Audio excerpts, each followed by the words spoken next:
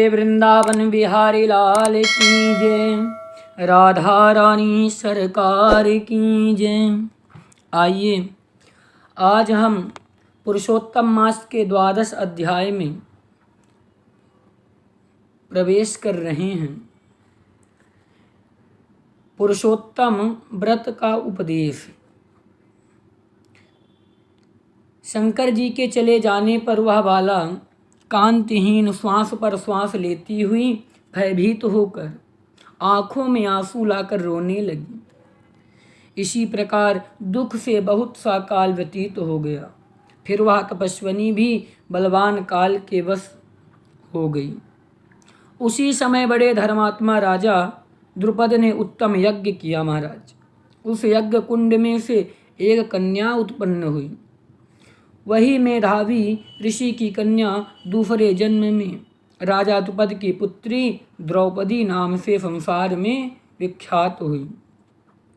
सो यह राजा द्रुपद के स्वयंवर में मछली की आंख बीधने पर अर्जुन को मिली। हे नारद, पुरुषोत्तम का अनादर करने से दुष्ट दुशासन ने उसके बालों को पकड़कर खींचा, परंतु उस समय वह बारंबार मेरे नामों को याद करने लगी। श्री कृष्ण कहने लगे कि यदि द्रौपदी को मैं भूल ही गया था तो भी मेरे को स्मरण आई, और हे राजन, मैं तत्काल ही गरुड़ पर चढ़कर आया और अनेक प्रकार से खींचते हुए चीर को इतना बढ़ाया कि दुशासन उसको खींचता हुआ अचेत होकर के फिर गिर गया।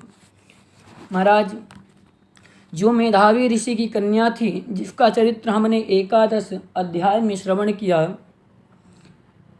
और वो कन्या दूसरे जन्म में द्रौपद एक राजा द्रुपद थे, उनकी पुत्री के रूप में यज्ञ कुंड से निकली, और उस कन्या का विवाह अर्जुन के साथ स्वयंवर में हुआ, और उनके माँ के आशीर्वाद से उनके 5 पति हुए।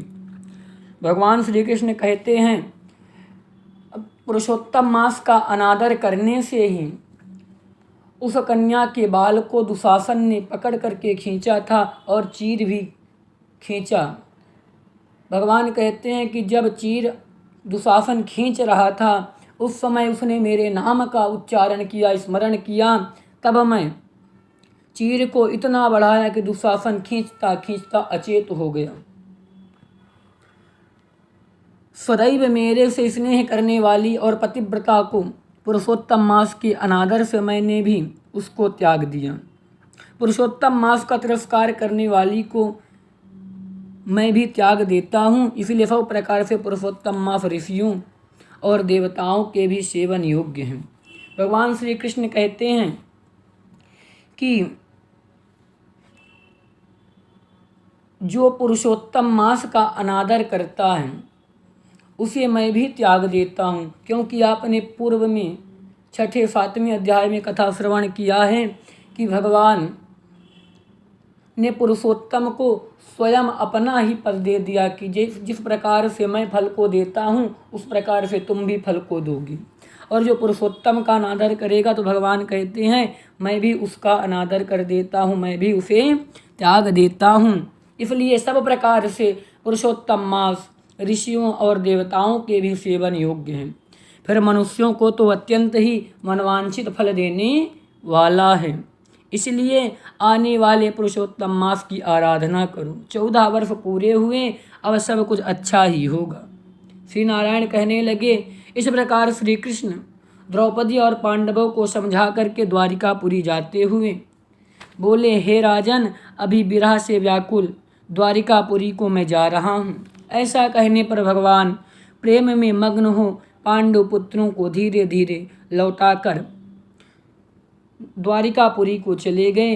श्री नारायण बोले, श्री द्वारिकानाथ के द्वारिका जाने पर युधिष्ठिर अपने भाइयों सहित तप करते हुए तीर्थों में विचरने लगे। हे नारद, श्री भगवान के प्रिय पुरुषोत्तम मास को मन में धारण कर और श्री कृष्ण का वचन स्मरण कर अपने भाइयों और द्रौपदी से बोले, आप सबने पुरुषोत्तम मास का महात्म सुना है। पुरुषोत्तम को बिना पूजे कोई कैसे सुखी रह सकता है, इस लोक में वही पूज्य, वही धन्य और वही श्रेष्ठ है जो अनेक प्रकार से भगवान पुरुषोत्तम की पूजा करता है। इस प्रकार सब तीर्थों में विचरते हुए पुरुषोत्तम मास के प्राप्त होने पर विधिवत उसका व्रत करने लगे और 14 वर्ष व्यतीत हो जाने पर श्री कृष्ण भगवान की कृपा से अकंटक राज्य को प्राप्त हुए। इस प्रकार सूर्यवंशी राजा धनवा भी पुरुषोत्तम के सेवन से पुत्र और पौत्रों तथा अनेक प्रकार के सुखों को भोग कर योगियों को भी अति दुर्लभ भगवान के लोक गए। बोले पुरुषोत्तम मास की जय। महाराज पुरुषोत्तम मास का किसी भी प्रकार से अपमान त्याग नहीं करना चाहिए, नहीं तो भगवान श्री कृष्ण हमसे रुष्ट हो जाते हैं। और यदि किसी कारण से भगवान हमसे रुष्ट हैं और यदि हमने पुरुषोत्तम मास का व्रत कर लिया तो भगवान हमें पुत्र भी देते हैं, पौत्र भी देते हैं, धन और धान्य से भर देते हैं। महाराज बोलिए कृष्ण कन्हैया लाल की जय, राधा रानी सरकार की जय। वीडियो को शेयर करिएगा, लाइक करिए और चैनल को हमारे सब्सक्राइब करिए, जिससे प्रत्येक दिन की कथा आपके YouTube चैनल पर हमारी आ जाए तो आप भगवान की कथा को श्रवण कर सकेंगे और पुरुषोत्तम मास की महिमा को जान सकेंगे। जय श्री कृष्ण, राधे राधे।